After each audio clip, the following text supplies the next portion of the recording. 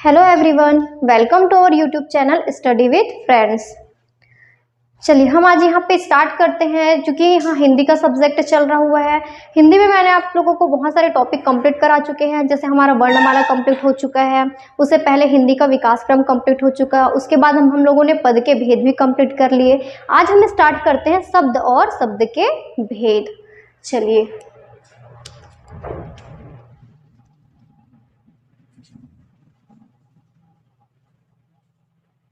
शब्द व उनके भेद। देखिए शब्द व उनके भेद, तो इसमें हम सबसे पहले ये देखते हैं कि शब्द क्या होता है। तो देखिए शब्द जो है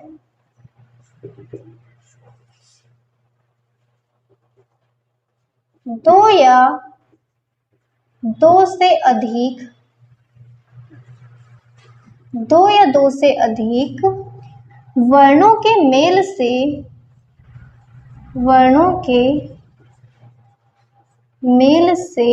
बनने वाली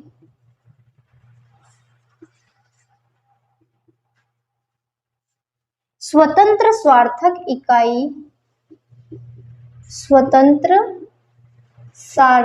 इकाई को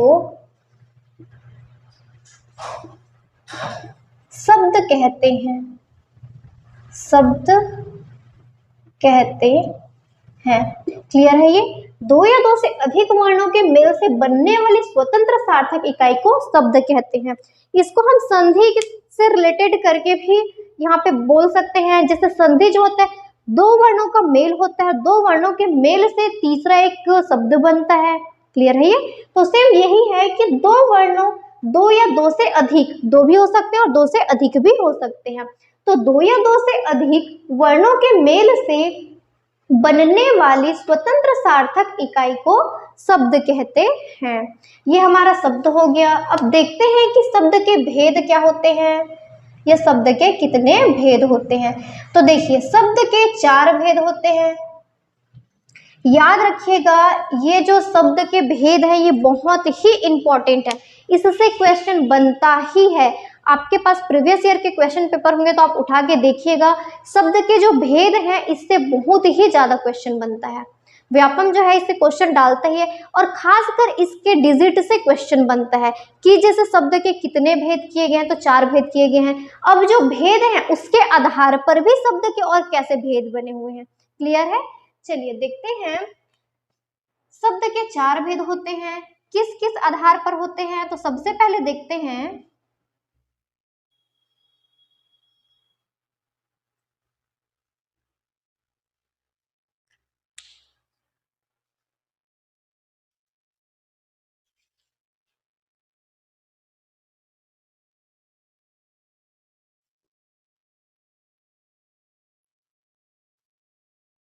सबसे पहला देखते हैं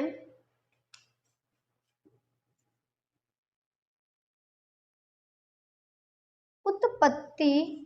इसी को बोला जाता है स्रोत और इसी को बोला जाता है इतिहास। पहला होता है उत्पत्ति स्रोत या फिर इतिहास के आधार पर। दूसरा देखते हैं व्युत्पत्ति, रचना या इसी को बोला जाता है बनावट। व्युत्पत्ति, रचना या फिर बनावट के आधार पर। तीसरा देखते हैं रूप या फिर प्रयोग के आधार पर। और लास्ट देखते हैं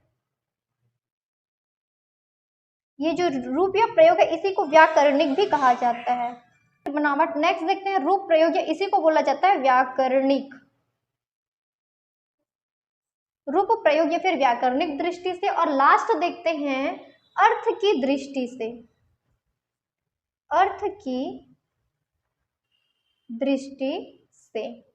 क्लियर है? ये शब्द के 4 भेद उत्पत्ति, स्रोत या फिर इतिहास, व्युत्पत्ति, रचना या फिर बनावट के आधार पर, रूप, प्रयोग या व्याकरणिक के आधार पर, और लास्ट है अर्थ की दृष्टि के आधार पर। तो उत्पत्ति, स्रोत या फिर इतिहास के आधार पर शब्द के कितने भेद किए गए हैं? उत्पत्ति स्रोत या फिर इतिहास के आधार पर, देखिए उत्पत्ति स्रोत या फिर इतिहास के आधार पर शब्द के 4 भेद किए गए हैं।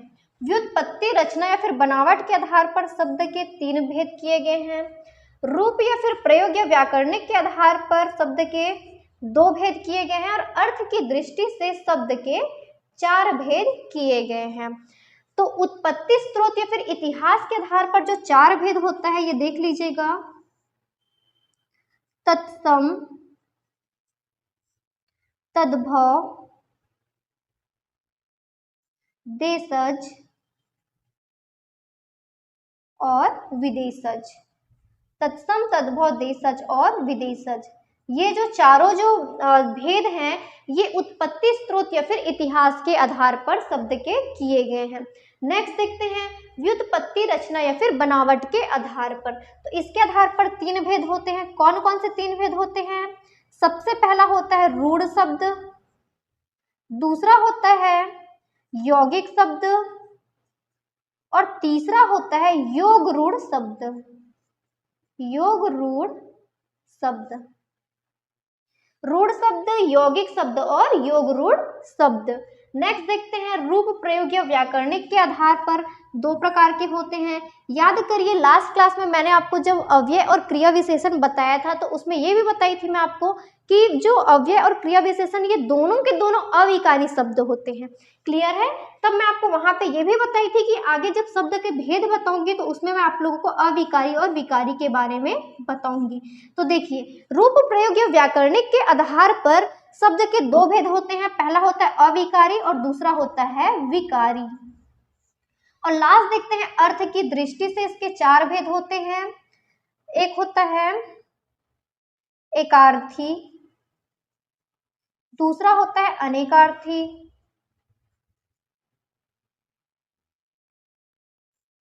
तीसरा होता है पर्यायवाची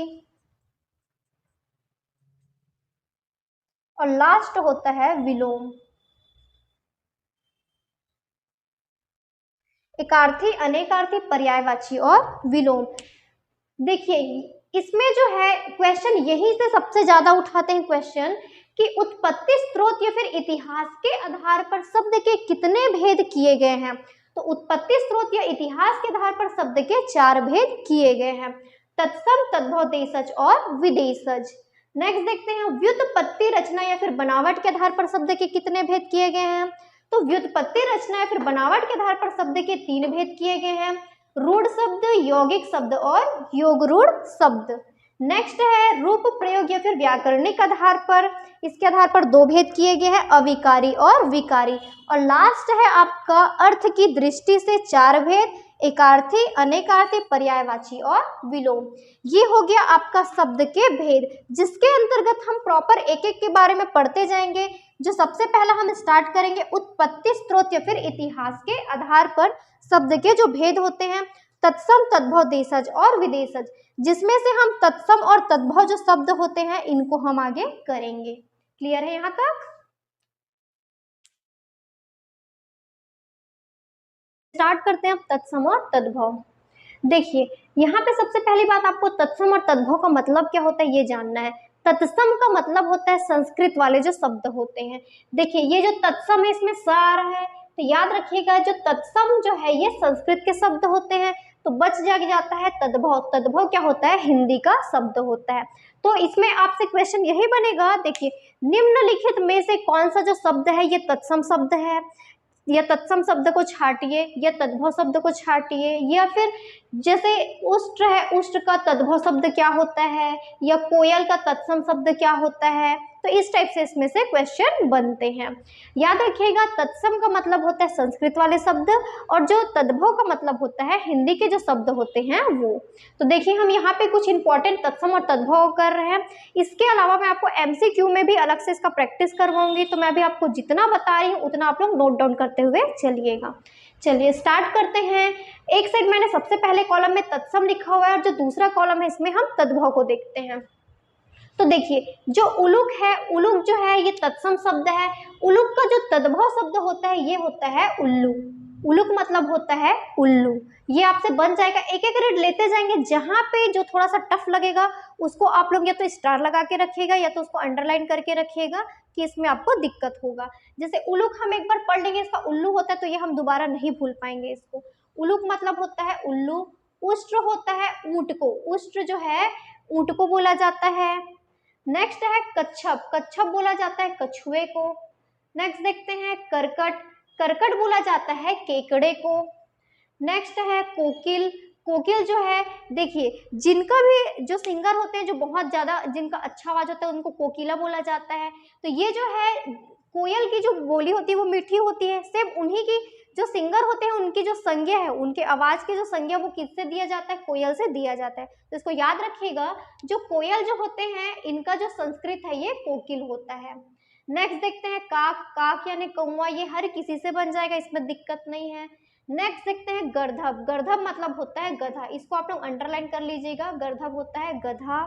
नेक्स्ट है घोटक, घोटक बोला जाता है घोड़े को। नेक्स्ट देखते हैं नकुल, नकुल का मतलब होता है नेवला, इसको भी आप लोग अंडरलाइन करके रखिएगा, नकुल होता है नेवला। नेक्स्ट देखते हैं सूकर, सूकर बोला जाता है सुअर को। नेक्स्ट देखते हैं श्रृंगाल, श्रृंगाल बोला जाता है सियार को। देखिए इसमें यहाँ पे एक चीज और देखने लायक है जो कि मैं आपको वर्तनी में आगे बताऊंगी। श्रृंगाल कैसा लिखा हुआ देखिए, ये जो स्र है इस पे फोकस करिए, ये स्र सिंगल रहता है ना, ये प्रॉपर देखिए दो टाइप का स्र होता है, एक ये स्र है और एक ये सिंगल वाला है। तो चाहे श्रृंगार लिखा जाए या श्रृंगाल लिखा जाए, ये वाले श्री का प्रयोग किया जाता है, इसको याद रखिएगा, वर्तनी की दृष्टि से भी ये आपका इंपॉर्टेंट है। तो श्रृंगाल बोला जाता है सियार को। अब ये दोनों में कंफ्यूजन होता है, ये मैच ऑफ द कॉलम में भी दिया जाता है, हस्ती बोला जाता है हाथी को और हस्त का मतलब होता है हाथ। लोग इसमें कंफ्यूज हो जाते हैं और थोड़ा सा इसमें मिस्टेक करते हैं, कभी कभी हस्ती मतलब हाथ और हस्त मतलब हाथी कर देते हैं। तो याद रखिएगा, हस्ती का मतलब होता है हाथी और हस्त का मतलब होता है हाथ। नेक्स्ट देखते हैं जमात्री, जमाई को जमात्री बोला जाता है। नेक्स्ट देखते हैं दुर्लभ, इसको आप लोग इंपॉर्टेंट है ये, और ये थोड़ा यूनिक टाइप का है, दुर्लभ बोला जाता है दूल्हा को। क्लियर है, ये दुर्लभ बोला जाता है दूल्हा को। नेक्स्ट देखते हैं द्विवर, यहाँ से थोड़ा जो रिलेशन वाली जो चीजें हैं उसका मैं आपको बता रही हूँ, जो रिलेशन से रिलेटेड हैं वो उनका तत्सम और तद्भव। तो देखिए द्विवर जो है देवर को कहा जाता है, द्विवर देवर को कहा जाता है। नप नप्त्री, नेक्स्ट देखते हैं नप्त्री, ये जो नप्त्री है ये नाती को कहा जाता है। नाती मतलब जो मम्मी के जो साइड वाले जो हमारे नाना नानी हैं उनको उनका रहेगा ये। तो जो नाना या नानी है ये अपने जो बेटी के जो बच्चे होते हैं उनको नाती या फिर नाती कहते हैं, ठीक है। तो नप्त्री मतलब होता है नाती। परपौत्र मतलब होता है परपोता, पोते के बेटे को परपौत्र कहा जाता है। क्लियर है, जो पोते हैं उनके जो बेटे होते हैं उनको बेटे को ही परपोता या परपौत्र कहा जाता है। नेक्स्ट देखते हैं पौत्र का मतलब होता है पोता, मतलब अपने बेटे के बेटे को पौत्र कहा जाता है, जिसको हिंदी में बोला जाता है पोता। और नेक्स्ट हो गया पौत्री, पौत्री कहा जाता है पोती को, मतलब जो अपने बेटे हैं उनकी जो बेटी होती है इसी को ही पोती या पौत्री कहा जाता है। नेक्स्ट देखते हैं ज्ञात्री गृह, ज्ञाति गृह सॉरी ज्ञाति गृह, इसको आप लोग स्टार लगाइएगा। ज्ञाति गृह जो है ये मायका, इसी मायके के ही नहर भी कहा जाता है। ज्ञात्री गृह का मतलब हो गया मायका और इसी को ही नहर भी कहा जाता है। नेक्स्ट देखते हैं भातृ, भातृ सभी से बन जाएगा, भातृ का मतलब होता है भाई। नेक्स्ट है भातृभार्या, भार्या का मतलब क्या हो जाएगा, देखिए भार्या का मतलब क्या हो जाएगा, भार्या का मतलब होता है वाइफ को भार्या बोला जाता है। और यहाँ पे है भातृ, भातृ मतलब भाई और भार्या मतलब उसकी वाइफ, मतलब जो भाई की जो वाइफ होती है उसी को भातृभार्या या उसी को भाभी कहा जाता है। नेक्स्ट देखते हैं भात्रिजा या भात्रिजाया, इसको भात्रिजा भी दे सकता है और ये जो यह है इसको हटा सकता है, या एक साथ भात्रिजाया भी दे सकता है। ये भात्रिजाया बोला जाता है भतीजी को। नेक्स्ट देखते हैं स्वसुर, स्वसुर बोला जाता है ससुर को और सास को बोला जाता है स्वश्री, ठीक है। स्वश्री मतलब सास और स्वसुर मतलब ससुर।